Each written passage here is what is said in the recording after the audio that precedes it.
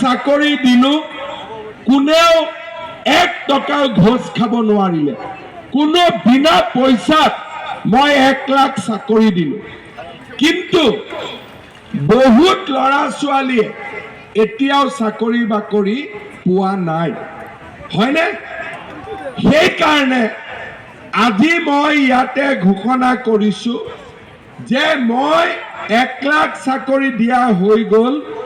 এই বছৰত মই আৰু 50,000 নতুন চাকৰি দিম। 50,000 কামাণ্ডোৰ পোষ্ট ওলাব, পুলিচৰ পোষ্ট ওলাব, 3rd গ্ৰেড 4th গ্ৰেড সবৰ পোষ্ট ওলাব। জুলাই মাহত পুলিচৰ দৌৰা হ'ব। জুলাই অলপ গৰম থাকিব, তথাপিও তহঁতি দৌৰিব লাগিব। হ'ব হ'ব, পাৰিবি নাই? ৰেডি?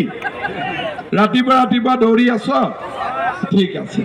জুলাই মাহত পুলিচৰ পোষ্ট আহিব, অলপ পোষ্ট বঢ়াই দিব কৈছে, অলপ বঢ়াই দিব। হ'ব। সেপ্টেম্বৰ অক্টোবৰ মাহত 3rd গ্ৰেড 4th গ্ৰেডৰ ইণ্টাৰভিউ হ'ব। আৰু এনেকে এই বছৰটোত মই আৰু 50,000 ল'ৰা ছোৱালীক চাকৰি দিম। আগতে 1 লাখ দিয়া হৈ গ'ল, এতিয়া আৰু 50,000 ল'ৰা ছোৱালীক আমি চাকৰি দিম। ইয়াত ডেকা ল'ৰা বহুত আছে। মই এটা নতুন আঁচনিৰ কথা ক'ব খুজিছো। 1 লাখ চাকৰি দিলো, আৰু 50,000 চাকৰি দিম। কিন্তু বহুত ল'ৰা ছোৱালী থাকি যাব, তাৰ পিছতো চাকৰি নাপাব, কাৰণ নিবনুৱাটো 10-12 লাখ আছে। এইবাৰ আমি কি কৰিছো, যিবিলাক ল'ৰা ছোৱালীয়ে চাকৰি নাপাব তেওঁলোকৰ কাৰণে আমি এটা আঁচনি আনিছো যে গভৰ্ণমেণ্টে, বেংকৰ লগত কথা নাই, গভৰ্ণমেণ্টে ডাইৰেক্টলি 2 লাখ টকা দিব বেহা বেপাৰ বা যিকোনো কাম কৰিবৰ কাৰণে। এই 2 লাখ টকা গভৰ্ণমেণ্টক 1 লাখ টকা ঘূৰাই দিব লাগিব, 1 লাখ টকা ঘূৰাই দিব নালাগে।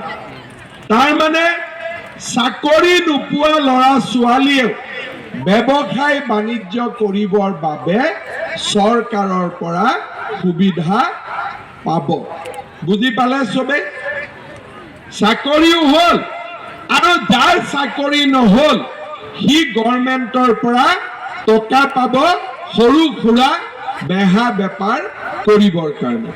মাটিও মৰ্টগেজ দিব নালাগে, একো দিব নালাগে, গভৰ্ণমেণ্টে ডাইৰেক্টলি সহায় কৰিব।